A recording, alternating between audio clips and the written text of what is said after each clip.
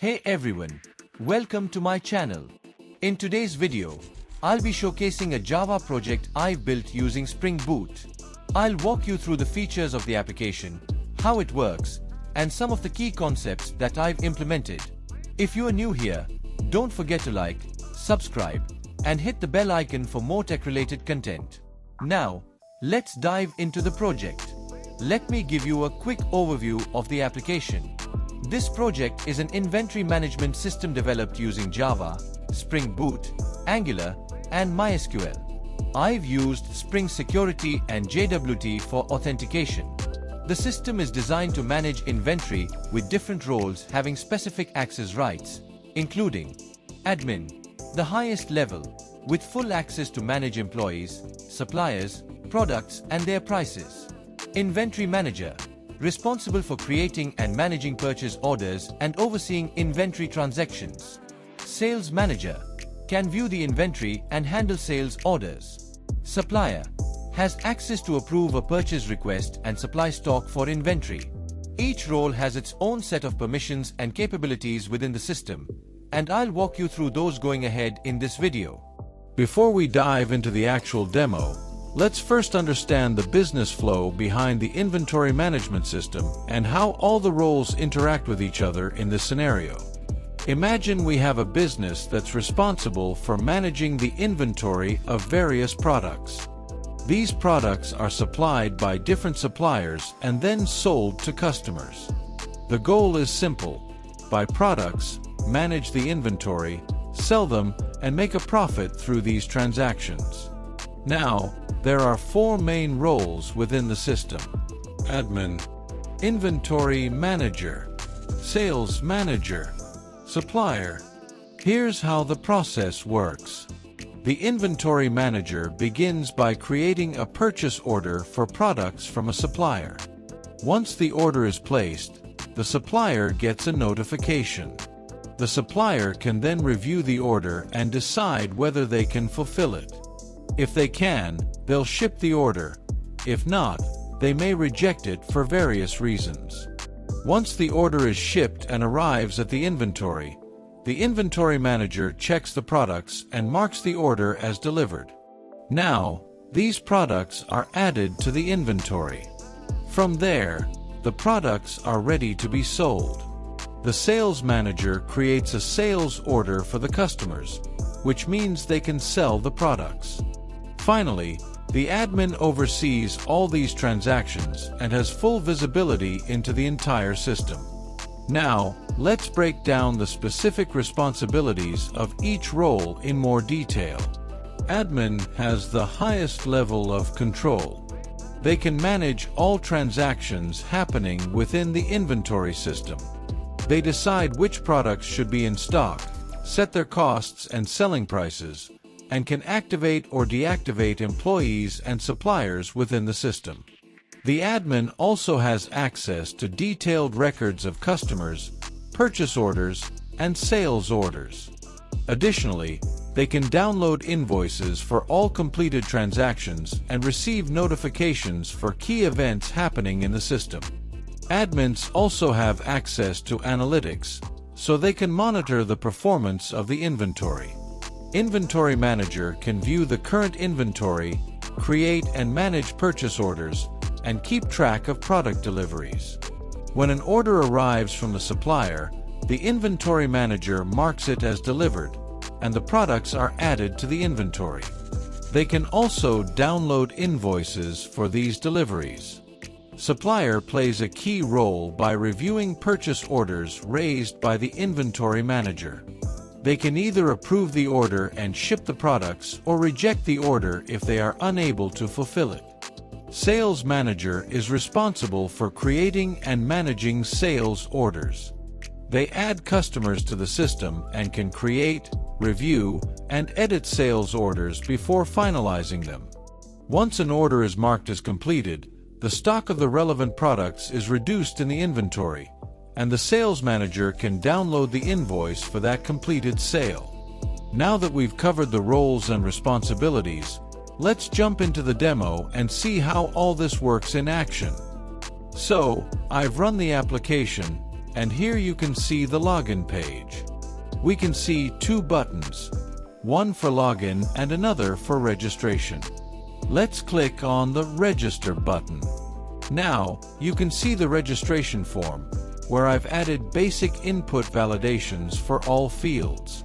I'll enter some data now and register a user with the role of Inventory Manager. After clicking the Register button, we'll see the success message here. I'll now proceed and register a few more users with various roles.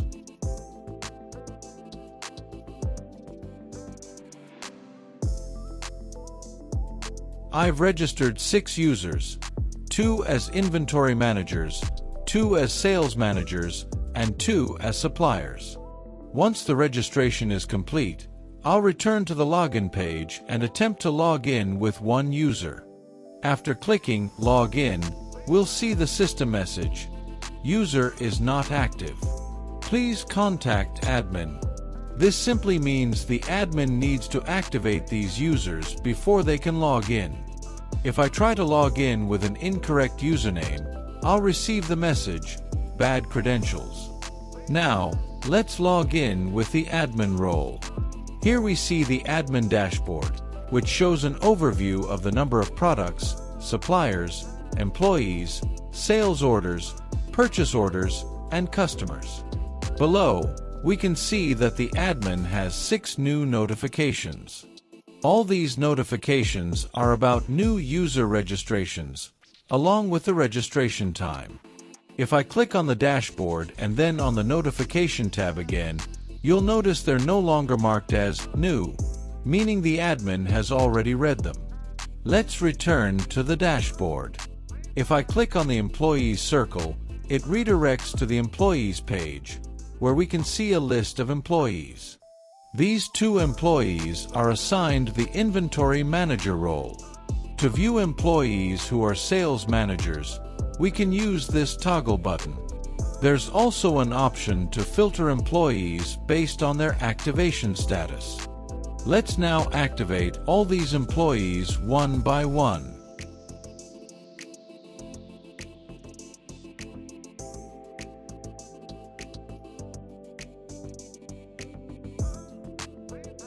A search bar is also available, allowing the admin to search for employees by name, email, or phone number, making it easier to search and filter employees. Next, let's go to the Product tab. We haven't added any products yet. Let's go ahead and add one. We need to provide the product name, cost price, selling price, and select the supplier associated with this product. The product is successfully added. I'll quickly add a few more products.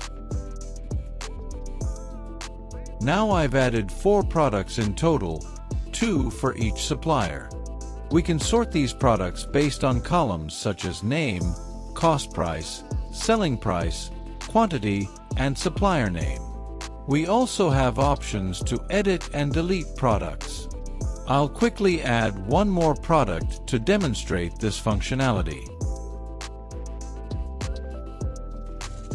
I've added a new product called Fan. Let's say the admin wants to change the selling price of this product for some reason. The admin will simply click the Edit button and change the price to 60,000. As you can see, the product is now updated.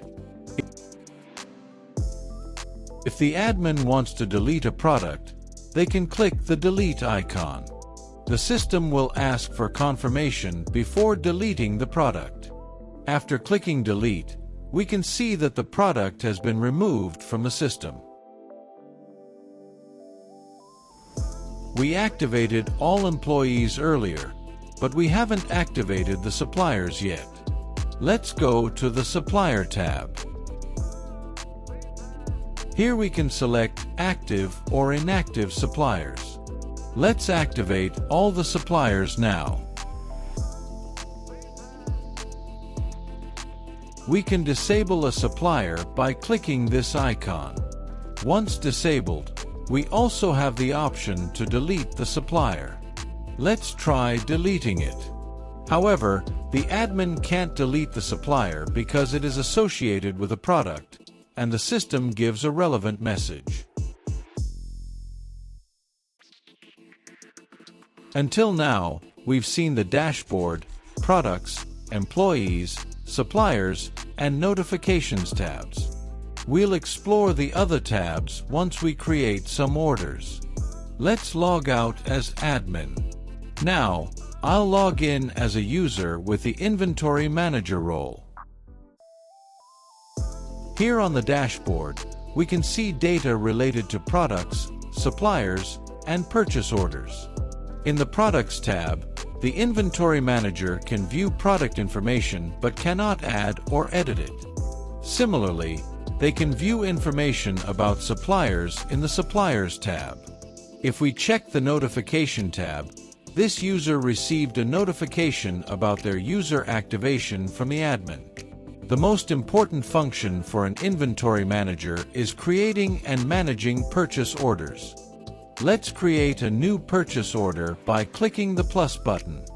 After that, we need to select the supplier for which the purchase order will be created. Once a supplier is selected, all their associated products will load. If the list is too long, the Inventory Manager can search for a product. The Inventory Manager can select a product and add it to the order using these small arrow buttons. If they want to add all products with one click, they can use the first button.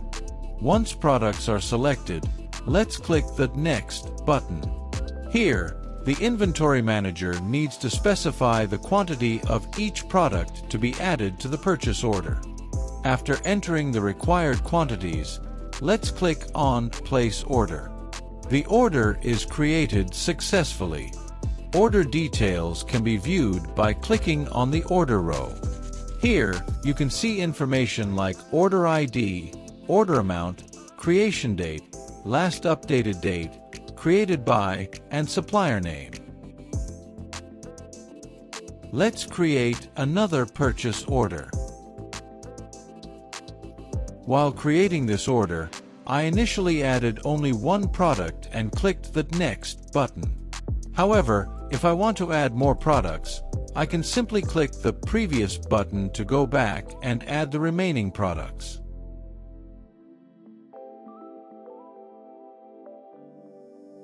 Let's place this order as well. On this page, we can filter orders based on their status. Let's quickly create one more order for a different supplier. In the order details, the user can edit the order by clicking the Edit button. I've updated the order quantity. Orders can be cancelled if necessary.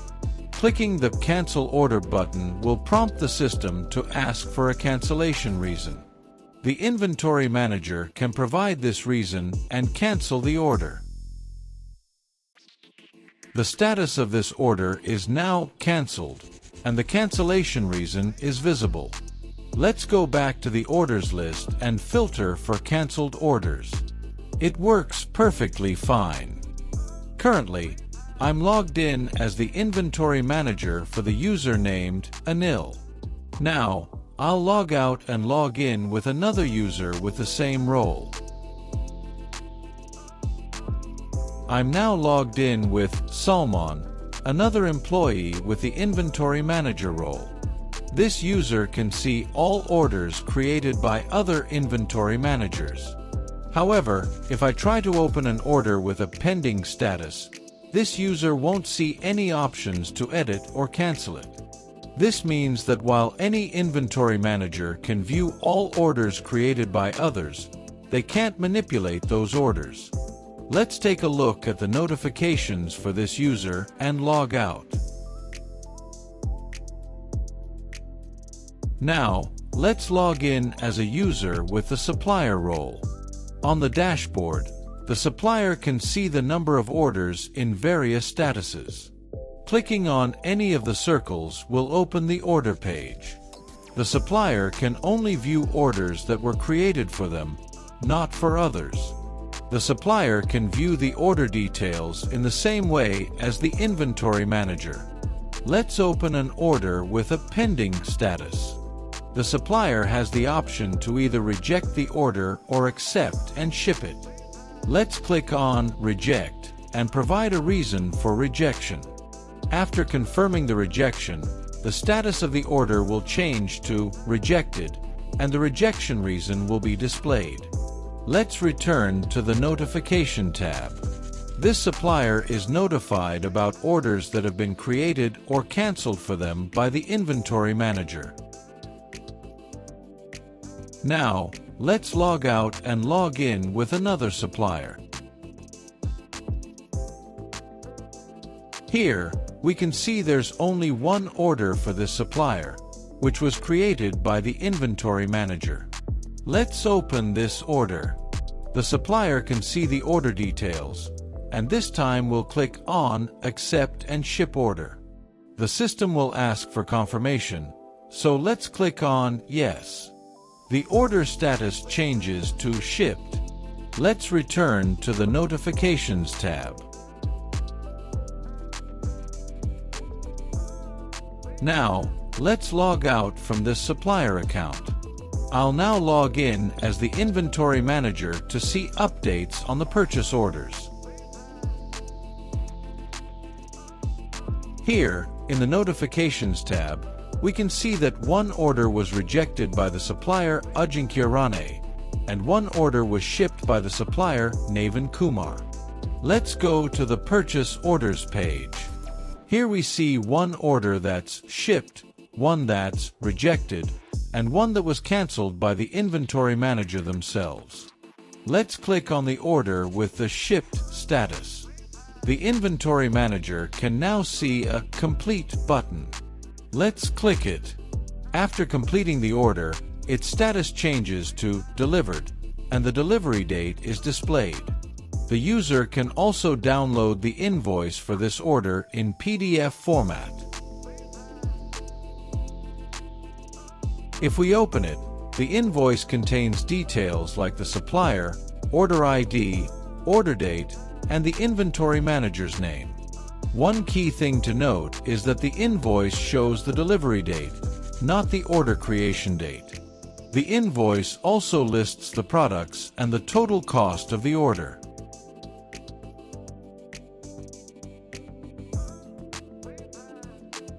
Now, let's go to the product page and see that the quantity for these products has been updated in the inventory.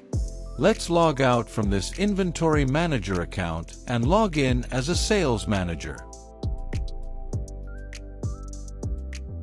The sales manager can see data related to products, customers, and sales orders on the dashboard.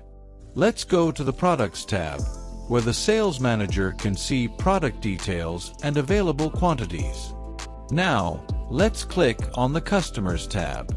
The sales manager can add new customers by clicking the Add Customer button. The only required fields are the customer name and mobile number. The customer is successfully added. Let's quickly add another customer.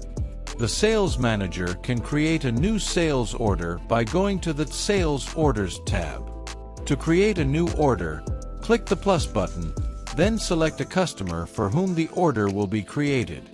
After selecting the customer, all available products will be loaded. The sales manager can add products to the order using the arrows, as shown previously. Once the products are selected, click the Next button. Here, the sales manager will see the MRP of each product and the available quantity.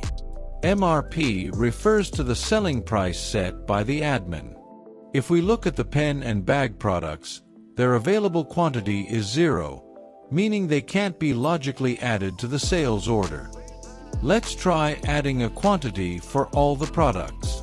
Notice that the fields for pen and bag are highlighted with a red border, indicating that the available quantity for these items is 0. The button to create the order will be disabled. To proceed, we need to remove these products from the order. After doing so, we can proceed to create the order.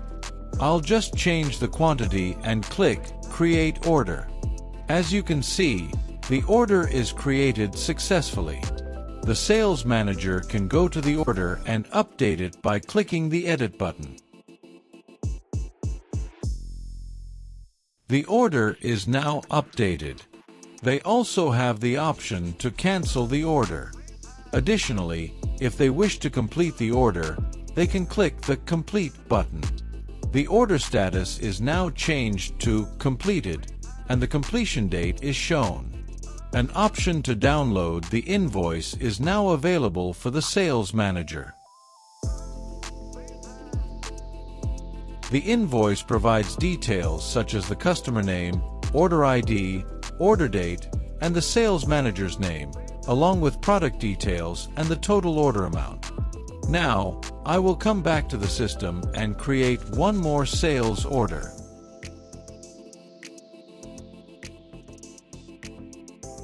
While creating this order, notice that the available quantity for the laptop is 22, and I will add a quantity of 20. I've created the order with this quantity. Please note that the product stock will be reduced once the sales order is completed, so I can create multiple orders for the product with quantities less than the available stock. Now, let's go ahead and create one more sales order for the same product. Once again, the available quantity for the product is 22, and I will create an order for 20 laptops. At this point, there are two orders present, each with a quantity of 20 laptops, but the inventory only has 22 laptops available. Let me go ahead and complete one of the orders. This order completes successfully, and now, if we go to the products and check, the available quantity is now 2. Now, I will go to the other sales order and try to complete it, which also has 20 laptops. However, since there are only 2 laptops remaining in inventory, this order cannot be completed. The system will display a message indicating that there is insufficient stock to complete the order. So in this case, we need to either edit the order and reduce the quantity to match the available stock or remove the product from the order entirely. Here, I will remove the product from the sales order and then complete the order. As you can see, the order is now completed successfully. Now, let's go ahead and log out from this user's account. I'll log in as an admin to check the remaining tabs. We've already looked at the Products, Employees, and Suppliers tabs for the admin. Now, let's click on the Customers tab. Here, the admin can only see the customer list and search for customers by name or mobile number. Next, let's go to the Sales Orders tab, where the admin can view sales order details and download invoices for completed orders. The same applies to purchase orders as well. Now, let's go to the Analytics tab, where the admin can see various reports, such as the amount spent on purchasing products, the revenue from selling those products, inventory worth, and the overall profit from inventory management. Finally, we can see many notifications for the admin, including alerts about order creation, order completion, and stock levels falling below a certain threshold, 50 in this case. I'll log out now and quickly complete another sales order as a sales manager.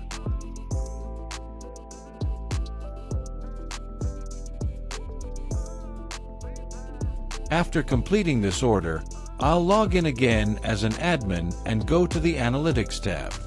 We can see that the loss has now turned into a profit after that sale. Next, I'll go to the Products tab and add more products. I'm doing this to show the pagination feature implemented for large lists. You'll see that when there are more than 10 products, they are moved to the next page, and we can navigate through the pages using the page numbers or arrows. I hope I was able to show you most of the features developed for this project.